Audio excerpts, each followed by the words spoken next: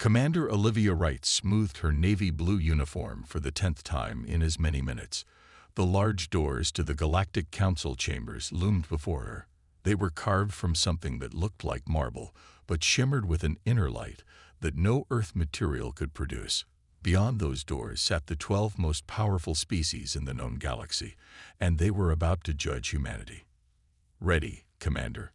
asked Lieutenant Frank Miller, adjusting the diplomatic case containing Earth's formal petition. "As ready as we'll ever be," Olivia replied. Her voice remained steady, despite the butterflies in her stomach. 50 years of faster-than-light travel had brought humanity to this moment. Earth needed recognition, trading rights, and protection under galactic law. The doors swung open silently. Olivia led her small team into a vast, circular chamber. 12 raised platforms formed a ring around them. On each platform sat representatives of the species that had governed interstellar politics for thousands of years before humans had even invented the wheel. The human delegation from the planet designated Earth may now address the Council, announced a tall, willowy being with skin like polished silver. Olivia stepped forward. "Honorable members of the Galactic Council, I bring greetings from United Earth. We come seeking recognition of our sovereign status and request trading rights within Council space." A rumble of what could only be described as laughter rippled through the chamber. The sound came from multiple species, some using vocal cords, others using vibrating membranes or telepathic projections of amusement. "The humans believe they are ready for Council recognition," said a massive creature covered in thick blue scales. Ambassador Records identified him as the Draconian representative. "How charming." "They have only achieved rudimentary faster-than-light travel," chirped a bird-like being with rainbow feathers. "Their ships are practically held together with tape and prayers." Olivia felt her face growing hot, but she maintained her diplomatic smile. "While our technology may be young compared to the distinguished Council members, humans are quick learners. We offer unique perspectives and resources." "Unique?"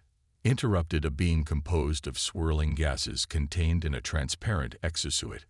"We have cataloged over 8,000 intelligent species. There is nothing unique about bipedal mammals with limited lifespans and fragile bodies." The criticism continued for nearly an hour. Each Council member took turns pointing out human inadequacies. Their short lives, their aggressive tendencies, their technological backwardness, their biological limitations. The worst came from Arch-Consul Vexlor, the Zeltharian representative. The tall, gray-skinned humanoid stood and pointed a 6-fingered hand directly at Olivia. "Let us be clear," Vexlor said, his voice cold and precise. "You are barely evolved primates playing with toys you don't understand. The fact that you stumbled upon faster-than-light travel before destroying yourselves is nothing short of miraculous. But it does not qualify you for Council membership." Olivia stood her ground. "With respect, Arch-Consul, humanity has overcome great challenges throughout our history. We request only the same opportunity that was once given to each of your species. And that opportunity will come," said the eldest Council member, a small green being with enormous eyes. "In perhaps another 1,000 years, when you have proven yourselves worthy." The vote was quick and unanimous. Earth's petition was denied. Furthermore, human vessels would be restricted to their home system until the Council deemed otherwise.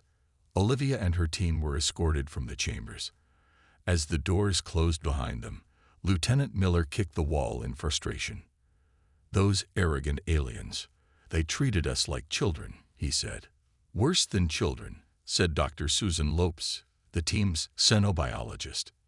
"They treated us like pets." Olivia remained silent until they reached their ship. Once aboard, she removed her formal diplomatic sash and stared out the viewport at the gleaming spires of Nexus Prime, the Council's capital. "Set course for Earth," she finally said. "The President needs to hear about this personally."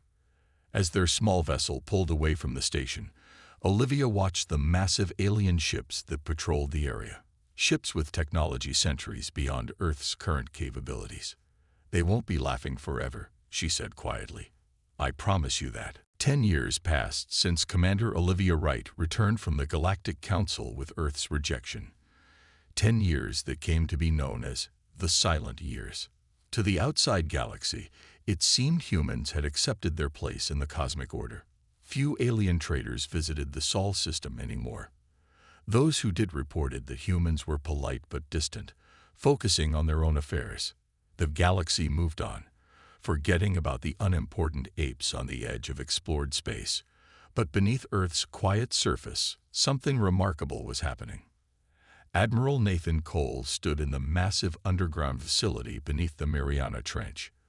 Around him, thousands of engineers and scientists worked in a hive of activity. The Admiral's weathered face showed the strain of sleepless nights, but his eyes burned with purpose. "How soon can we begin full production?" he asked, studying the holographic display. Dr. Eleanor Martinez adjusted her glasses and pointed to several sections of the schematic. "We've solved the power regulation issues with the shield generators. The prototypes are exceeding expectations. Give me 3 more months, and we can outfit the first 50 vessels." The Admiral nodded. Project Thunderbolt was humanity's response to galactic rejection. Not a single project, but hundreds working in concert. 10 years of reverse engineering alien technology from salvaged debris. 10 years of innovation beyond anything humanity had achieved before. "And the weapons systems?" he asked. "Ready for testing," Dr. Martins replied. "We've managed to improve the original designs. These aren't copies of alien weapons. They're better." In another section of the facility, Colonel Alan Pierce led a team of military strategists. Wall-to-wall screens displayed thousands of battle records from various alien conflicts. Some footage was obtained legally through trading partners. Other footage came through less official channels. "The Zeltharians rely too heavily on overwhelming force," Colonel Pierce explained to his team. "They've never faced an enemy who could match their firepower, so they'd grown predictable. The Draconians, on the other hand, fight with more discipline, but their ships have a critical weakness in their propulsion systems." Day after day, the colonel studied every species, learning how they fought, and most importantly, how they could be defeated. On the dark side of Europa, Jupiter's ice-covered moon, the shipyards hummed with activity. Hidden from prying eyes, humanity's first advanced battle fleet took shape. These weren't the clumsy vessels that had first ventured beyond the solar system. These ships incorporated technology that would shock the Galactic Council. Captain Sam Winters walked through the nearly completed U.S. Defiance. At 900 meters long, it was the largest warship humans had ever built. But size wasn't what made it special. "The gravity lance is installed and calibrated, Captain," reported Chief Engineer Kelly Daniels. "We can disable enemy ships without destroying them, just like you requested." "Perfect," said Captain Winters. "The Council thinks we're barbarians. Let's show them we can be merciful even in victory." Back on Earth, President Julia Bennett met with Ambassador Wright in the Oval Office. The former commander had been promoted after her return from Nexus Prime. "The Zeltharians are growing suspicious," Ambassador Wright said. "Their intelligence ships have been probing our outer system defenses." "Let them look," replied the president. "Our decoy facilities are giving them exactly what they expect to see, a primitive species nursing its wounded pride. And when do we reveal the truth?" The president stepped to the window, looking up at the night sky. "The Nephilim Battle Cruiser Squadron is scheduled to pass near Jupiter next month. According to our intelligence, they've been attacking unaligned species in that sector with impunity. If they follow their usual pattern, they'll consider our research outpost an easy target," Ambassador Wright finished. "Yes," said the president with a grim smile. "And then they'll discover just how much humanity has changed." The silent years were coming to an end, and the galaxy was not ready for what would follow. The research station near Jupiter's orbit was small but important. 20 scientists lived aboard, studying the unusual radiation patterns in that sector of space. They followed the rules set by the Galactic Council. Their ship had no weapons. They sent regular reports to Earth and kept to themselves. Dr. Peter Morgan was recording data when the station's sensors beeped. He looked up and felt his heart skip. A massive ship had appeared seemingly from nowhere. Its hull was black with red markings that resembled claw marks. "Nephilim warship detected," announced the station's computer in a calm voice. Peter hit the emergency button. "All personnel to safe rooms immediately. This is not a drill." The Nephilim were known throughout the galaxy as aggressive hunters. Tall and muscular with 4 arms and reptilian features, they served as enforcers for the Galactic Council. But they often acted on their own, attacking weaker species for sport. "Human vessel," came a harsh voice over the communications system. "This is War Commander Krex of the battle cruiser Blood Harvest. You are in violation of Council space restrictions." Dr. Lydia Chen, the station's director, opened a channel. "This is Research Station Europa 7. We have permission from the Council for scientific study in this region. Our paperwork is in order." The alien commander laughed. It was an ugly sound. "Permission revoked. The Nephilim claim this territory now. Prepare to be boarded. Those who resist will be killed. Those who submit will serve." The scientists looked at each other in horror. The Nephilim were going to attack regardless of Council rules, and help was too far away. Or so they thought. Captain Sam Winters sat in the command chair of the U.S. Defiance, hidden behind Europa's shadow. For 10 years, humanity had prepared for this moment. "The Nephilim ship has powered weapons," reported Lieutenant Emma Jones from the tactical station. "They're targeting our research station." Captain Winters nodded. "Exactly as predicted. Launch fighters, power up all systems. It's time to introduce ourselves." The U.S. Defiance moved out from behind Europa. The ship was a dark gray with minimal external lights. Its sleek design hid the power within. On the Nephilim vessel, War Commander Krex received an urgent message from his sensor officer. "Unknown ship approaching," the officer said with confusion. It's human, but our scanners can't penetrate its hull." "Impossible," growled the commander.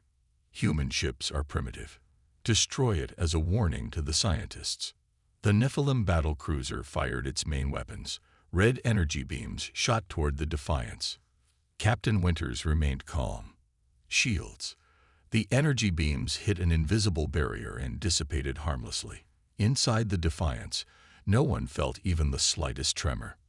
"Return fire," ordered Captain Winters. "Disable their weapons and engines only." The human ship fired blue pulses that struck with surgical precision. The Nephilim cruiser's weapons went dark. Its engines sputtered and died. War Commander Krex couldn't believe what he was seeing. His mighty ship, disabled by humans. "Impossible. Get our systems back online," he roared. "We can't," replied his engineer. "They've used some kind of technology we've never seen before." Captain Winters opened a communication channel. "Nephilim vessel, this is Captain Sam Winters of the United Earth ship Defiance. Your ship has been disabled but not destroyed. We could have eliminated you, but that's not our way." The Nephilim commander's face appeared on screen, his 4 eyes blinking in shock. "How? Humans are primitive." The Council said. "The Council was wrong," interrupted Captain Winters. "You will release your hold on our research station. Then you will return to your territory with a message. Earth is no longer defenseless. The next aggressor will not receive such mercy."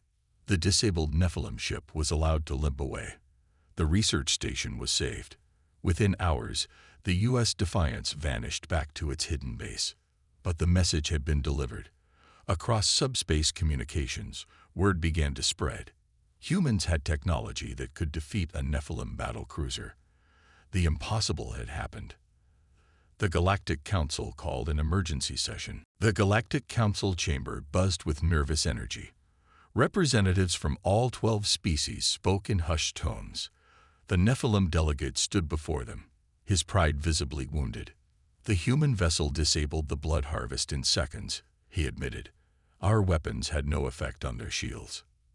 "Impossible," said Arch-Consul Vexilor of the Zeltharians. "Perhaps your crew was incompetent." My warriors are the finest in the quadrant, the Nephilim snarled. The humans have developed technology beyond what we believed possible. One ship does not make them a threat, said the Draconian representative. It was likely a fluke. The debate might have continued, but an aide rushed into the chamber. Urgent transmission, he announced. It's being broadcast on all frequencies throughout Council space. The main screen activated. The image showed Earth's orbit filled with ships. Not the crude vessels of 10 years ago, but sleek warships with designs that made even the most advanced Council members take notice. Admiral Nathan Cole stood on the bridge of the flagship U.S. Sentinel. His uniform was crisp, his expression confident. Greetings to all worlds receiving this transmission. I am Admiral Nathan Cole of the United Earth Space Command. For 10 years, we have respected the Council's decision to confine us to our system. During that time, we have not been idle. The camera panned out to show 50 warships in perfect formation. They moved in unison, demonstrating precision that spoke of extensive training. Today, we announce our presence as a sovereign power in this galaxy. We seek neither conquest nor conflict, but we will defend ourselves and our interests. The transmission shifted to show Dr. Eleanor Martinez in a laboratory. She stood beside a device that hummed with blue energy. This is our gravity lance technology, she explained. It can disable enemy ships without destruction. Unlike some species, we prefer not to kill when unnecessary. The Council members watched in stunned silence as human ships demonstrated weapons and defenses that matched or exceeded their own capabilities. Technology that should have taken centuries to develop. How did they advance so quickly? The Eldar representative wondered aloud. They must have stolen the designs. Vexlor insisted. The transmission returned to Admiral Cole. In 1 hour, a diplomatic vessel will arrive at Nexus Prime. Our ambassador will present Earth's terms for peaceful coexistence. We trust the Council will receive her with the respect due to equals. The transmission ended. The Council erupted into chaos. We cannot allow this, shouted Vexlor. These humans were nothing a decade ago.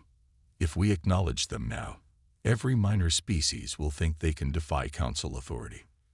But if their technology is as advanced as it appears, said the gaseous Nebulon representative, we may have no choice. We have a choice, Vexlor said, his voice cold. We crush them now, before they grow stronger. The Galactic Council took a vote. 7 species voted for diplomatic engagement. 2 abstained. 3, the Zeltharians, the Nephilim, and the Draconians, voted for immediate military action. Ambassador Olivia Wright arrived exactly 1 hour later as promised. Her small shuttle was escorted by 2 human warships that took up position near the Council station. Their presence was both protection and statement. She walked into the Council chamber with her head held high, so different from her last visit. The same representatives who had mocked humanity now watched her with wary eyes. Distinguished Council members, she began. Earth offers a simple arrangement. We will respect established borders and laws. In return, we expect the same courtesy. We seek trade, cultural exchange, and eventually, a seat on this Council. Vexlor stood. And if we refuse? Ambassador Wright met his gaze calmly. Then we will establish our own alliances with like-minded species. The galaxy is changing, Archconsul.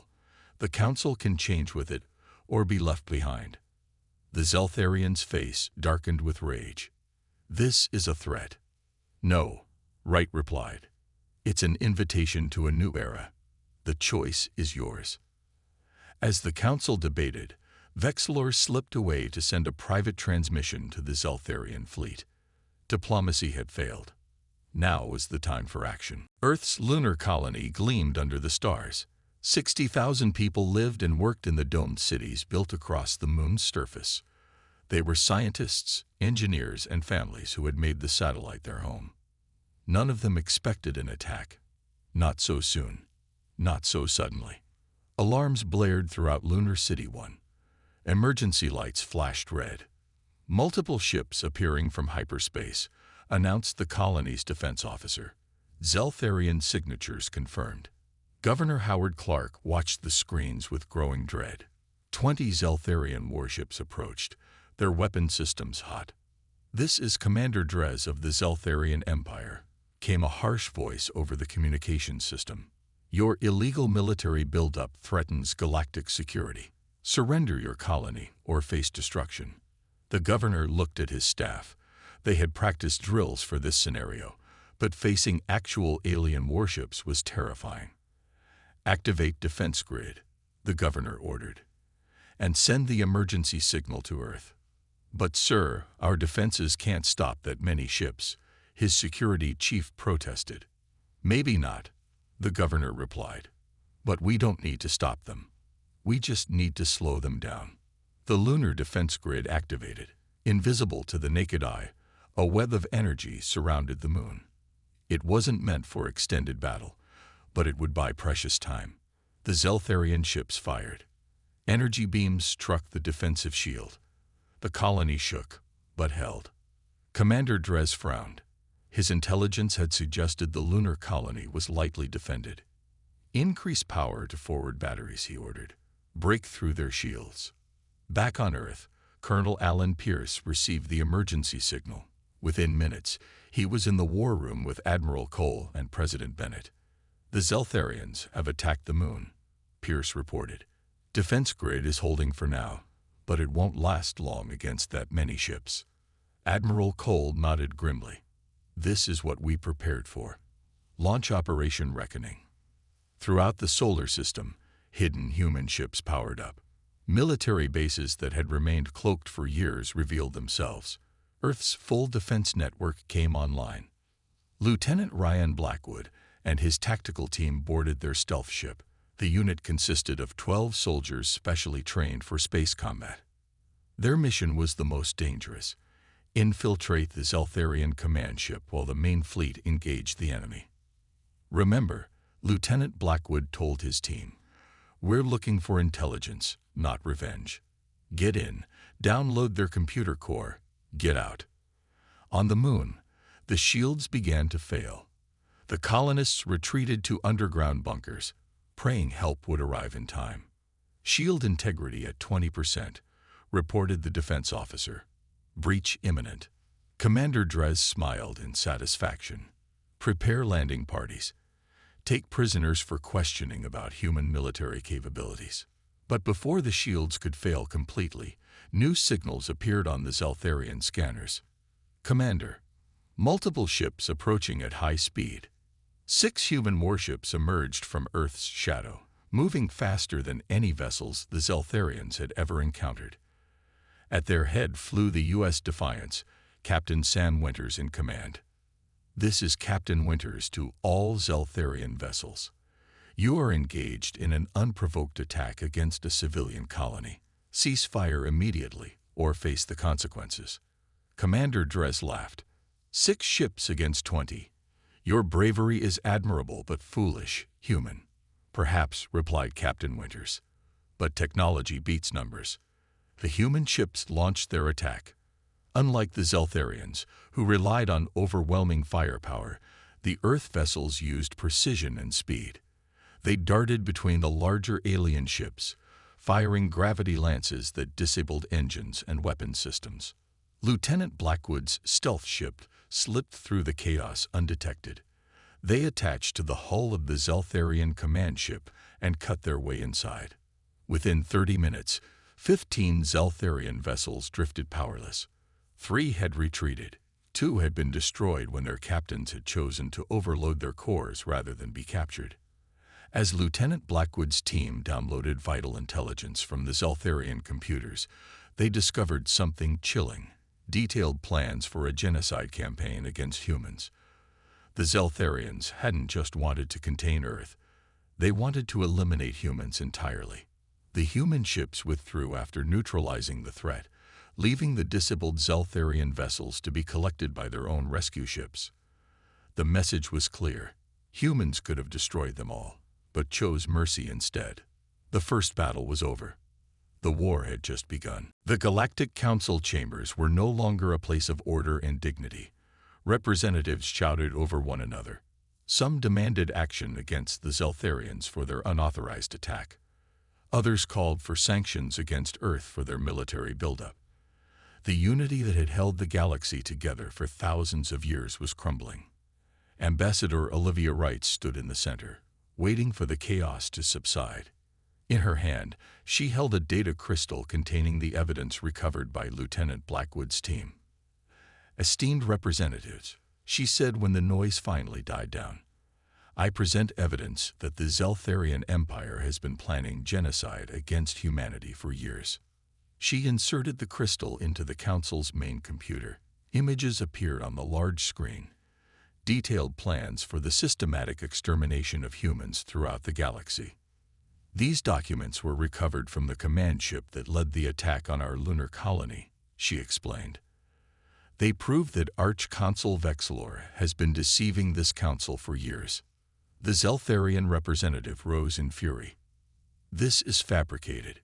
Humans are masters of deception. The data carries authentication codes that can be verified by any council member."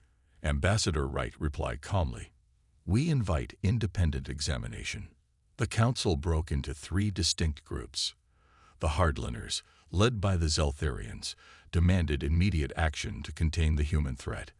The pragmatists recognized humanity's strength and sought alliance. The neutrals feared involvement in what could become a devastating war. Grand Elder Xylos of the Eldar, the oldest species on the council, requested a private meeting with a human representative. Dr. Eleanor Martinez was sent to meet with him in the ancient gardens of Nexus Prime. The small, green-skinned elder studied Dr. Martinez with enormous eyes that had witnessed millennia of galactic history. "In all my years," he said in a soft voice, "I have never seen a species advance so quickly. It defies all evolutionary patterns." Dr. Martinez smiled. "We were always underestimated. When the Council rejected us, it only made us more determined. You created in 10 years what takes most species centuries." Tylos observed, "Your adaptability is unique." "Necessity drives innovation," she replied. "When faced with extinction, humans become remarkably creative." The elder nodded thoughtfully. "The Zeltharians fear this quality in your species. They prefer predictable enemies. You are anything but predictable." While this conversation occurred, the Council held a tense vote on whether to declare war against Earth. The evidence of Zeltharian genocide plans had shocked many representatives. The vote was close: 7 against war, 5 for war. Arch-Consul Vexilor stormed out of the chambers. "The Council has grown weak and cowardly," he hissed to his aides. "If they will not act, the Zeltharian Empire will protect the galaxy from this human infection alone." On Earth, President Bennett received the news of the Council's vote with relief, but not celebration. "They've rejected war for now," she told her advisors. "But Vexilor won't give up so easily." Admiral Cole nodded in agreement. "Intelligence reports indicate the Zeltharians are marshaling their fleet. They called in ships from all their colonies." "How many vessels are we talking about?" asked the president. "At least 200 warships," replied Colonel Pierce. "They're preparing for a major offensive." "Then we must be ready," said the president. "Deploy the fleet according to Operation Reckoning, Phase 2. Throughout human-controlled space, warships moved into defensive positions. The U.S. Defiance and 5 other advanced vessels took up station near Proxima Centauri, the closest star system to Earth. Captain Winters knew they would likely face the first wave of any Zeltharian attack. On the diplomatic front, Ambassador Wright continued meeting with individual council members. Several smaller species, impressed by humanity's restraint during the lunar battle, expressed interest in mutual defense agreements. The galaxy was realigning itself, with humanity emerging as a significant power almost overnight.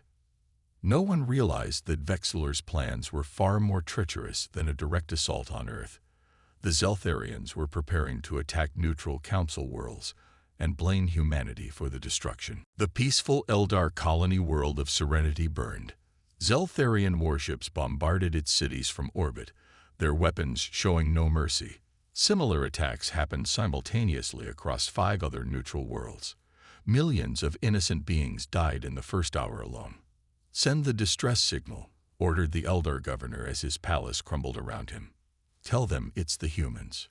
What the governor didn't know was that his communications officer lay dead, killed by a Zeltharian agent who had infiltrated the colony months ago. The actual distress signal that went out across the galaxy told the truth. Zeltharians were attacking neutral worlds without provocation. On Earth, emergency alarms woke Admiral Cole from a rare moment of sleep. "Sir, we're receiving distress calls from multiple council worlds," reported his aide. "The Zeltharians are attacking civilian targets across the neutral sectors." The Admiral was fully alert instantly. "Are any human ships in those areas?" "No, sir. Our fleet is still in defensive positions in our sector." Admiral Cole rushed to the war room, where President Bennett and her cabinet had already gathered. The large screen showed a map of the galaxy with red dots indicating attack sites. "They're targeting council members who voted against war with us," observed Colonel Pierce, "trying to eliminate the voices of reason." President Bennett's face was grim. "If we do nothing, those civilizations will be wiped out. If we intervene, we risk all-out galactic war." The room fell silent. The decision weighed heavily on everyone present. "We didn't build this fleet just to protect ourselves," Admiral Cole finally said. "If we stand by while innocents are slaughtered, we're no better than the Zeltharians." The President nodded. "Deploy all available ships.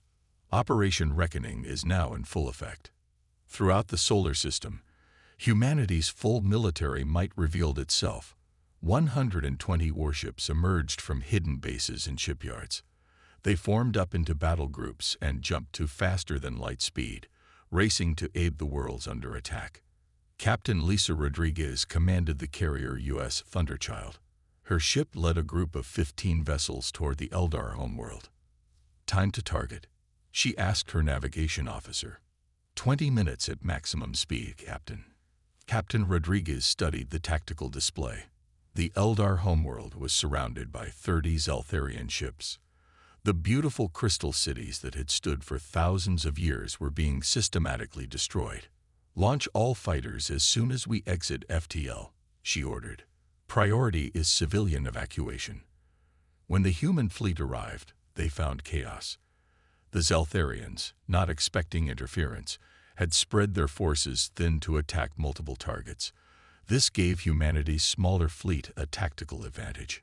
The U.S. Thunderchild's fighters swept in, providing cover for evacuation ships. Meanwhile, the main fleet engaged the Zeltharian warships with precise, coordinated attacks. Admiral Cole's innovative three-dimensional battle tactics confused the enemy forces. The Zeltharians were accustomed to fighting in traditional formations. The human ships attacked from all angles, using the gravity of nearby planets and moons to execute maneuvers that seemed to defy physics. On Nexus Prime, the Galactic Council watched in amazement as human forces arrived to defend worlds that were not their allies. The tactical displays showed human ships evacuating civilians before engaging enemy vessels. "They fight to protect others, not just themselves," observed Grand Elder Vilos. "This is not the behavior of conquerors." Lieutenant Blackwood and his Special Forces team dropped onto the surface of Nexus Prime. The Zeltharians had launched a ground assault on the Council headquarters itself. The human soldiers fought their way through the city, extracting Council representatives who had been trapped when the attack began. "Why are you helping us?" asked a wounded Nebulon delegate as Blackwood carried him to safety. "Many of us voted against your species." "Because that's what humans do," Blackwood replied simply. "We help those in need, even if they aren't our friends." Above the Council world, the massive Zeltharian flagship Eternal Dominion appeared. On its bridge stood Arch-Consul Vexlor himself, determined to destroy the Council and blame humanity for its fall. But waiting for him was the U.S. Defiance. Captain Sam Winters had anticipated this move. The two most advanced ships in the galaxy faced each other, preparing for a battle that would determine the future of interstellar civilization. The battle for Nexus Prime lasted 3 days. 3 days of desperate fighting in space and on the ground. 3 days that would reshape galactic history forever. The U.S. Defiance and the Zeltharian flagship Eternal Dominion circled each other like ancient warriors. Each ship represented the pinnacle of their civilization's technology. "Target their weapon systems," ordered Captain Sam Winters. "Disable, don't destroy." "Sir, they're powering up something big," reported his tactical officer. "Energy readings off the charts." The Eternal Dominion fired a beam of pure energy that cut through space itself. The Defiance barely managed to dodge. "They're targeting the council chambers," said the officer in horror. "If that hits..." Captain Winters made a split-second decision. Intercept course. Full power to forward shields. The U.S. Defiance moved between the Zeltharian ship and the planet below. The next energy beam struck the human vessel directly. The ship shuddered violently. "Shields holding at 20%, reported the engineer. "We can't take another hit like that." "We won't need to," replied Winters. "Execute Phoenix Protocol." Throughout the human fleet, a coded message spread. Ships broke off their individual battles and converged on Nexus Prime. They formed a perfect sphere around the Eternal Dominion, each vessel linking its shields with the others. On the Zeltharian flagship, Arch-Consul Vexlor watched in confusion. "What are they doing?" he demanded. "Destroy them all." His weapons officer fired desperately, but the human ships held position. Their linked shields created an impenetrable barrier. Lieutenant Ryan Blackwood and his team had completed their mission on the surface. Council members were safe. Now they had one final task. Their stealth ship docked with the Eternal Dominion, undetected in the chaos of battle. "Remember," Blackwood told his team, "we want Vexlor alive to answer for his crimes." They fought their way to the bridge against elite Zeltharian guards. Not all of the human soldiers survived, but they pressed forward with grim determination. When they finally reached the bridge, Arch-Consul Vexlor stood waiting, energy weapon in hand. "You primitives think you've won," he snarled. "Even if I fall, others will rise. Humanity will never be accepted in this galaxy." "Maybe," replied Lieutenant Blackwood, "but we'll keep trying anyway." The final battle was brief. Vexlor fought fiercely, but was ultimately captured. The Eternal Dominion, its leadership gone, surrendered to the human fleet. 3 weeks later, a new session of the Galactic Council convened. The chamber had been rebuilt, more beautiful than before. Representatives from all species gathered. But this time, a new seat had been added to the circle. Ambassador Olivia Wright took her place as humanity's first council member. The same aliens who had once laughed at her now regarded her with respect, and, in some cases, friendship. Grand Elder Xylos spoke first. "For thousands of years, this council has guided the galaxy. Today, we acknowledge our failure. We allowed prejudice and fear to blind us to the potential of a new species. The Zeltharian Empire faced justice for its crimes. Arch-Consul Vexlor and his commanders were tried and imprisoned. Their empire was placed under council supervision, its military dismantled. A new galactic charter was drafted, with Ambassador Wright leading the committee. The document emphasized cooperation, mutual defense, and technological exchange among all species. Admiral Nathan Cole established an interspecies military academy on Europa. Officers from throughout the galaxy came to learn from each other and build trust. Dr. Eleanor Martinez headed a scientific exchange program that brought together the brightest minds from dozens of worlds.